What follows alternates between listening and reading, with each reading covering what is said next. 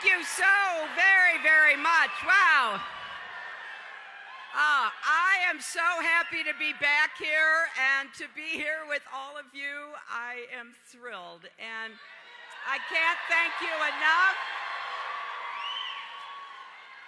And it's a special privilege and pleasure to be introduced by my friend and such a great leader, someone who has served not only this state so well, but also our country. And so I want to thank, once again, I want to thank former Senator and former Secretary Ken Salazar.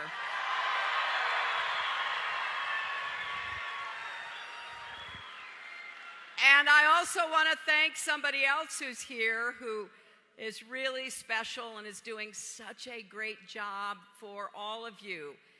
And that is your senator, and I hope you will get out and send him back to Washington, Michael Bennet.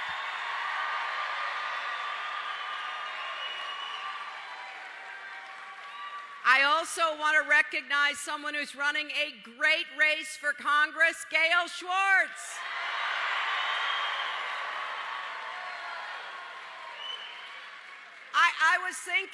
I was thinking the first time I came to this beautiful place and had a chance to meet people from here was in 1992.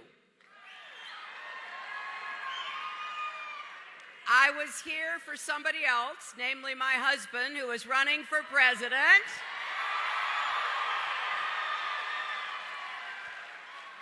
And I know there are a lot of really young people here, but was anybody here back in 1992?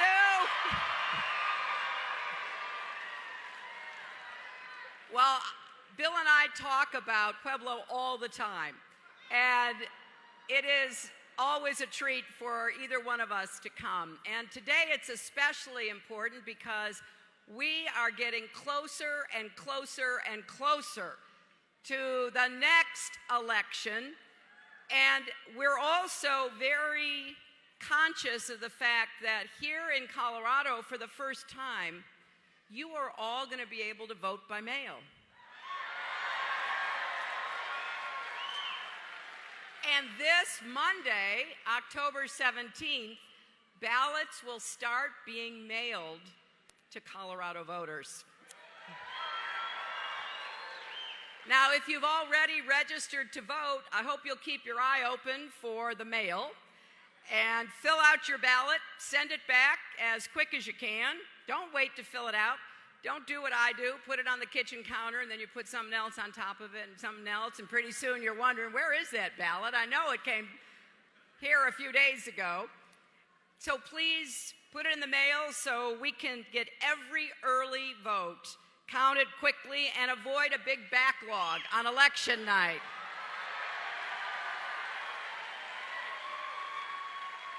And maybe if you haven't registered to vote yet, please do it right now. And if you go to iwillvote.com, you can do that on your phones. You do that right now. You can get registered. Pretty easy, huh? Because we need everybody to vote in this election, and we need your friends and your family and your neighbors and everyone you can reach, because this is about something so important.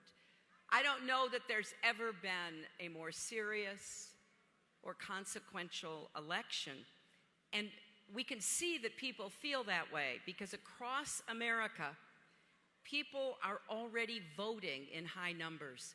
A lot of states have what's called early vote, and the numbers are bigger than anybody thought and bigger than they've been in the past. Just this morning in Ohio, people began lining up last night so they could be sure to vote. They couldn't wait to cast their ballots. And by the time we're done, we expect record numbers of people to vote in this presidential election. So don't be left out, because we need you. And oh, by the way, if you've got friends in Utah or Arizona, make sure they vote too.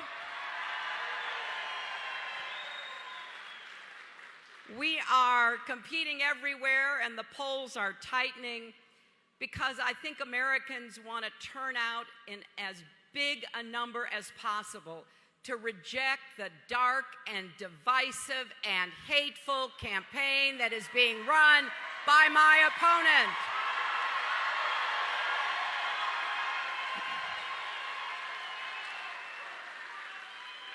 And you know, your vote can make all the difference. I was in Florida yesterday with former Vice President Gore.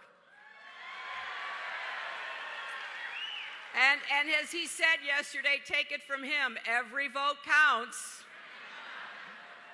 So don't sit this one out. And I'm very proud of the campaign we've run. I'm proud of the campaign Bernie Sanders and I ran. It was about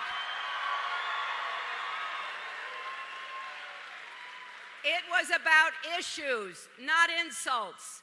We were setting forth a positive agenda that would help America and help millions and millions of Americans get ahead and stay ahead.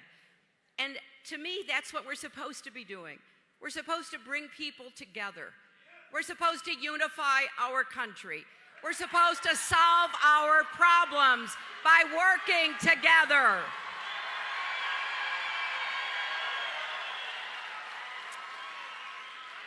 And I know it's been a long race, but as soon as our primary finished, Senator Sanders and I got together and came up with a plan to make college affordable and pay back student debt, provide more health care.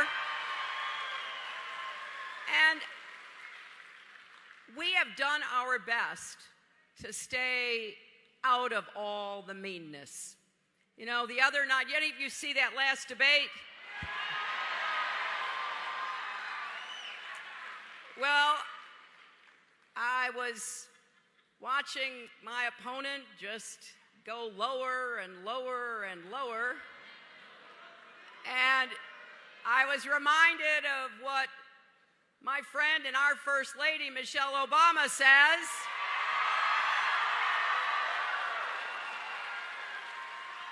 When they go low, we go high.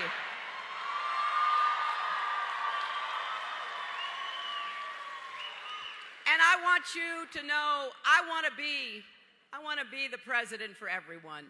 I am tired of all the divisions and the barriers. I want to bring people together across our party lines, across any lines that divide us, and not just people who vote for me. I want to be the president, yes, for Democrats, but also Republicans and independents.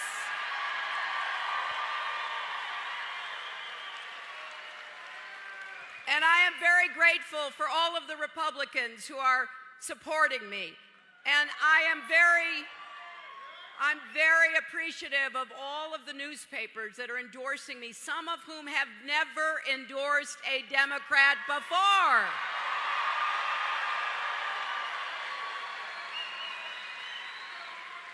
So we're going to keep running this campaign. I want to give you something to vote for, not just something to vote against.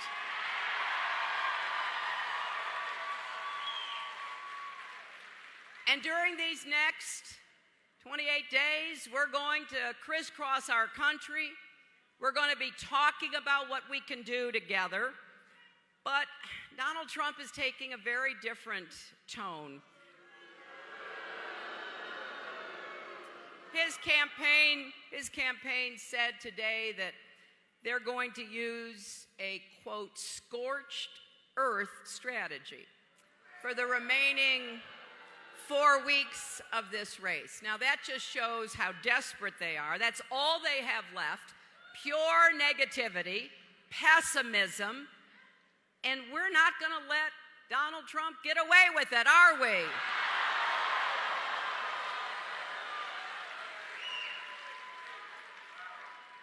I don't care what he says about me. I care about what he says about you.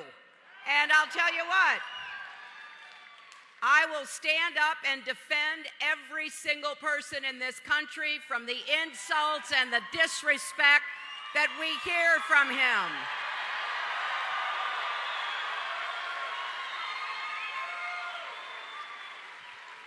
Now, the whole world has heard how Donald Trump treats women and what he thinks of women,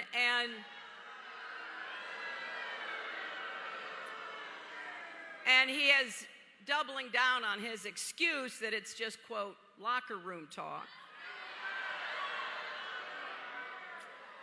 Well, you know what happened? It just kind of happened spontaneously. A lot of athletes and coaches started posting on Twitter and Instagram and Facebook. I mean, the National Basketball Association, Major League Baseball, the NFL, and more, they are coming together and they're saying, that doesn't happen in our locker rooms.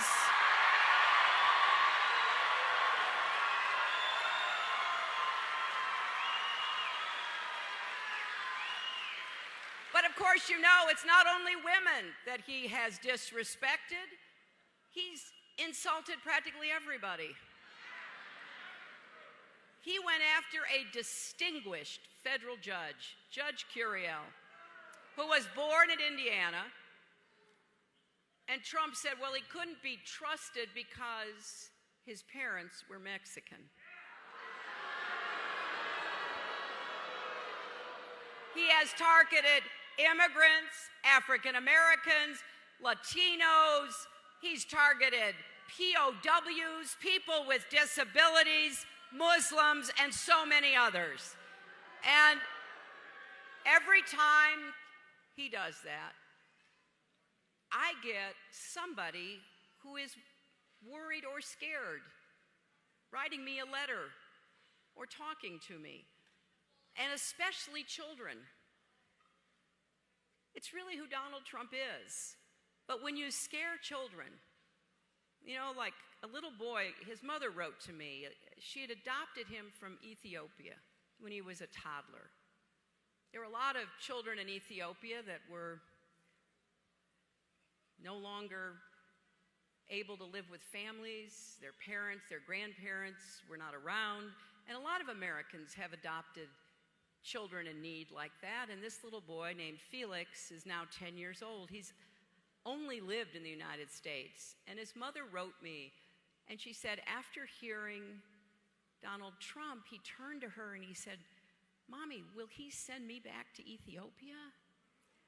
That's the kind of fear and anxiety that I hear from immigrant families who are scared to death, especially the children, that Donald Trump is going to put together a big deportation force and go door to door, school to school, business to business, home to home. And it is hard to explain to children. And so I hope that if you know any children who are listening and watching and hearing some of what is said, you will reassure them. I want every boy and girl to know the American dream is big enough for you, and there is a place in America for you.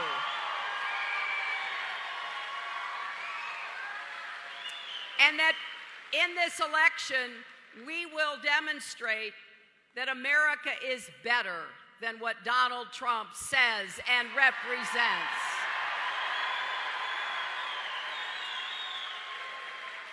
But here's what I also want you to know. We have a big difference about how best to get the economy going. You know, Trump wants to give trillions and trillions in tax breaks to millionaires and billionaires. You know, that's called trickle-down economics, but as with anything when it comes to Donald Trump, he wants to have the biggest tax breaks for the wealthy and corporations than we have ever had. So I believe differently. We're going to invest in the middle class. We're going to invest in you, in your jobs, in your future.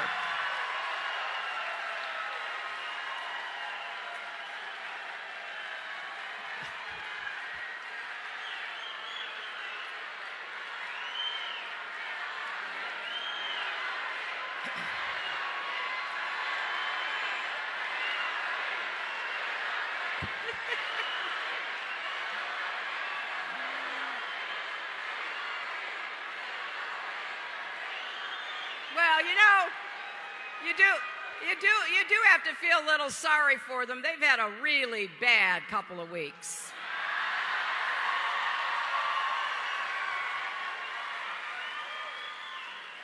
But you know, part of the difference in how we see the economy, I think, comes from our experiences.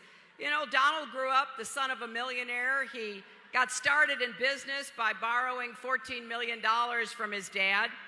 So it's not a surprise he wants to keep giving back to the wealthy, because that's his own experience. I grew up differently. My father was a factory worker. My grandfather was a factory worker. My father was a small businessman. I know how hard they worked, and I am grateful for the middle-class life that they gave us, and that's what I want to make sure everybody gets.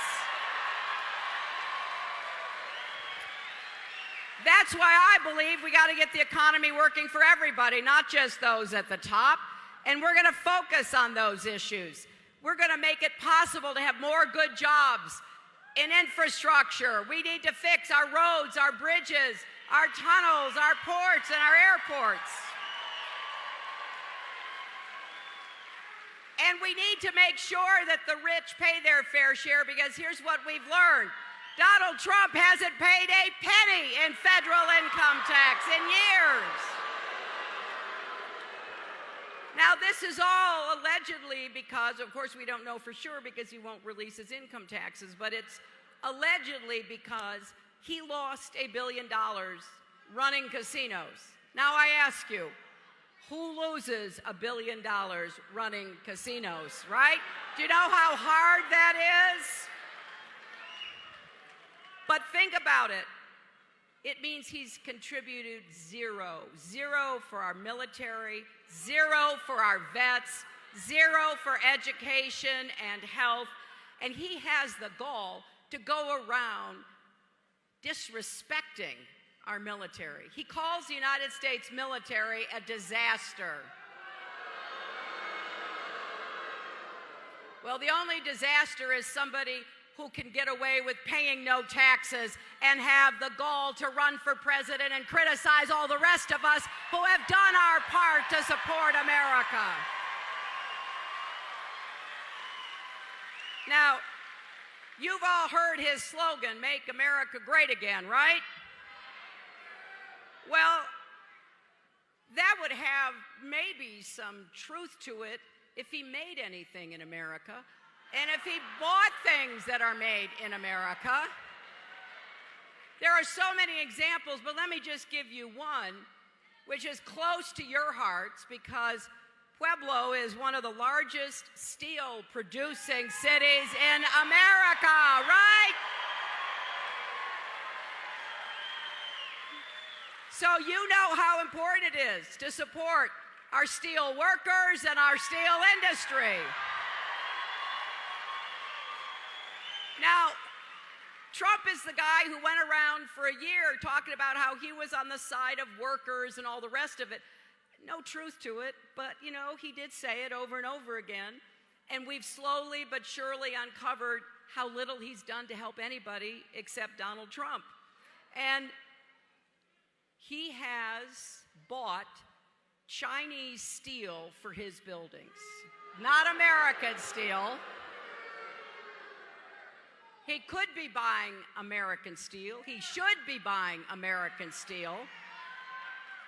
If he wants to make America great again, start by making America with American steel.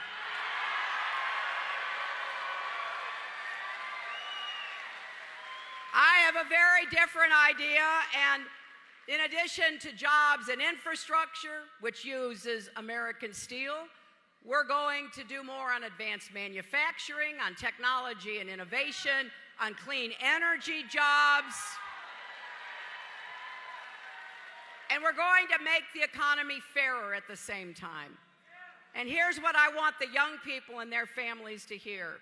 Senator Sanders and I got together on a plan. We are going to make public college tuition free for working families and debt free for everyone else.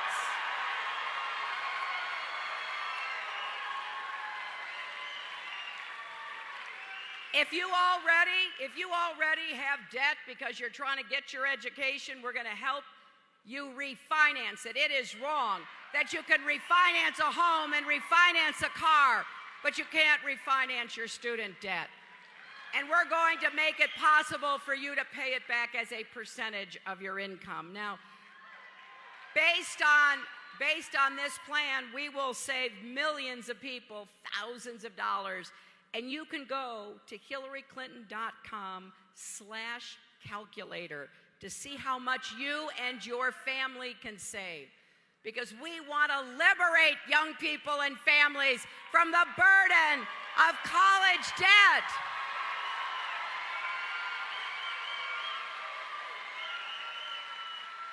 And we're also going to make the economy fairer by raising the national minimum wage so people who work full-time won't be in poverty. And we're going to expand Social Security for those who need it the most, low-income seniors and widowed women. And we are going to pass comprehensive immigration reform. I'm going to introduce reform. I can't wait to work with Senator Bennett. I can't wait to have a chance to make sure that we are working on immigration reform from the very beginning. We're going to finally help dreamers achieve their dream of following their future and becoming American citizens. I also think it is past time, don't you, to guarantee equal pay for women's work.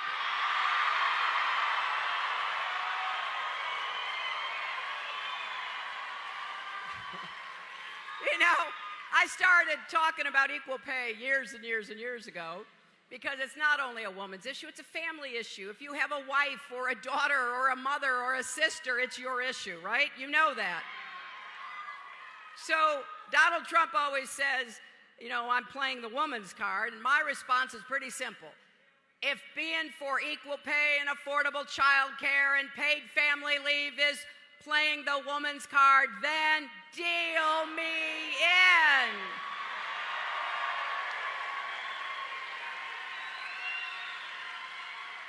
You see, I am very excited. I am very excited about what we could do.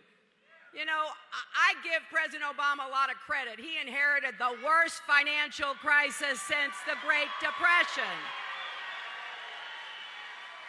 I mean, I remember, because he called and asked me to come see him shortly after the election. I didn't know why he wanted me to be Secretary of State, but I didn't know that. But I got there. The first thing he says, it is so much worse than they told us. And it was. I mean, you remember, it was terrible. Millions of people lost their jobs and homes were lost, and it was just a horrible time. Well, we have dug ourselves out of that ditch, thanks to everybody's hard work.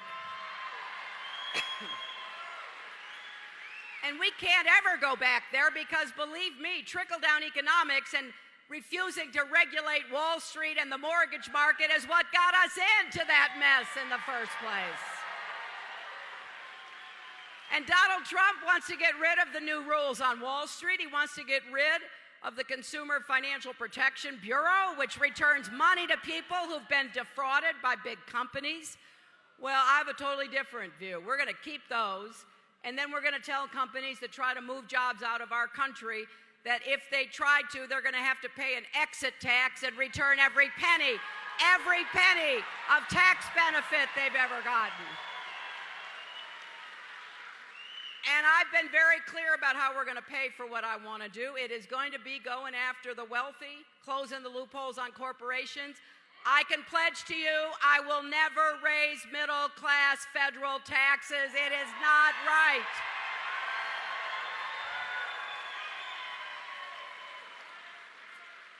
And what I've been trying to do, listening to people around the country, is figure out what we can do to help you with what I call kitchen table issues. And we thank you very much. What, right now, thank you.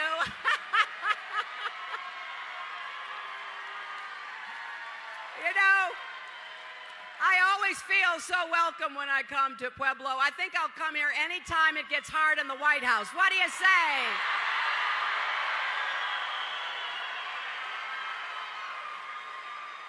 Finally, I want to want to tell you that I want to make it easier for you to raise your kids. You know, there's nothing more important. I'm now a grandmother of two wonderful grandchildren, a little girl and a little boy, and there are too many hardworking families struggling with the cost of raising children. So right now, most families with kids get something called the child tax credit. It gives a middle-class family $1,000 per child to help you defray the costs. I'm going to double the child tax credit.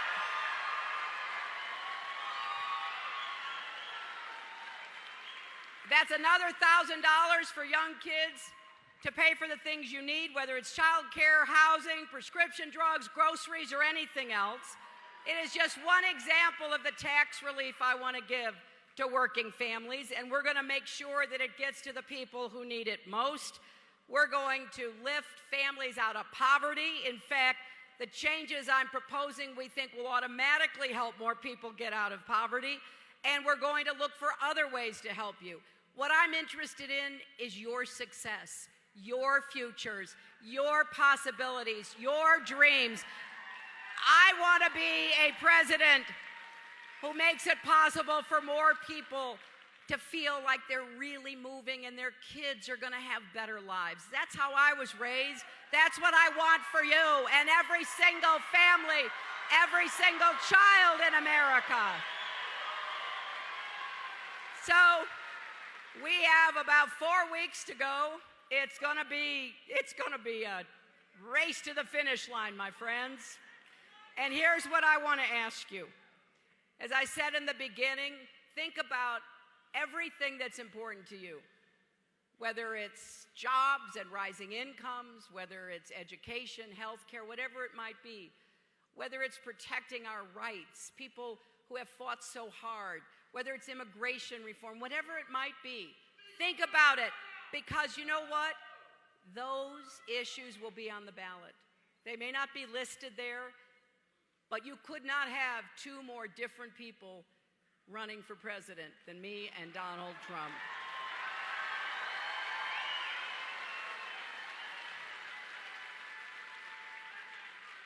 And I know that if people turn out, I know if people show up, we're going to win and we're going to be able to do everything I've talked about.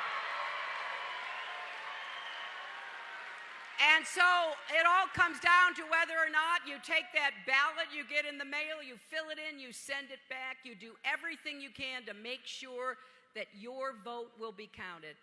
You know, when I think about this election, I do think about my grandchildren a lot. Yeah, you too, right? I'll tell you what, for those of you who aren't grandparents yet, it is an incredible experience, right? And there's nothing I wouldn't do for them. As I like to say, FaceTime was invented for grandparents, and you get to check in and see how they're doing. But more than that, what kind of lives are they going to have, and what kind of country is going to be waiting for them? And I know how important it is that families and communities and our country stand behind every child. Make sure every child has a good education, a good school, good teachers in every zip code in America. Make sure every child has the health care that he or she needs. That's why I work to create the Children's Health Insurance Program so we can take care of millions of children. That's why every family deserves to have a good job with a good income to be able to be good providers for their kids. I got into this work so many years ago. I went to work for the Children's Defense Fund right out of law school. And I spent my time trying to figure out how you even the odds for all kids. And the reason I did that is because of my own mother. You know, I didn't know it when I was just a little girl, but I learned as I got older that my mother was abandoned and neglected by her parents and pretty much left on her own. And then at the age of 8, holding her little 3-year-old sister's hand, she was put on a train by themselves to go to California to live with grandparents. It turned out the grandparents didn't really want her either. So by the age of 14, she was working in a house as a maid and a babysitter. But here's what I want you to know. It sounds pretty harsh. It was difficult. It made a profound impression on her life.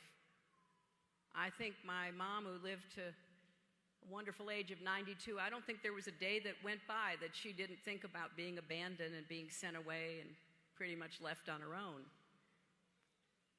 But along the way, people were kind to her. People helped her. The first grade teacher who brought lunch for her every day because my mother never had any. The woman whose house she went to work in all those years ago knew my mother wanted to go to high school.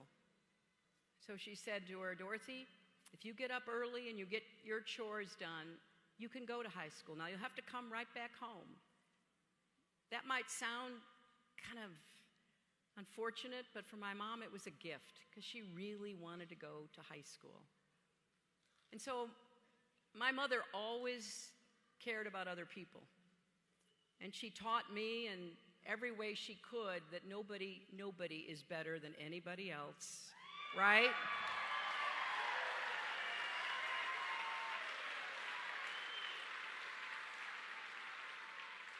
And we need to show each other more kindness and support.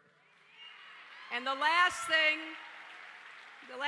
we need in our country are more bullies, making people feel bad about themselves and pushing people away. We should be drawing people toward us. We should be creating the kind of future we want for every one of our children. That's what I think about when I imagine, if I'm so fortunate enough to become president, I think about waking up.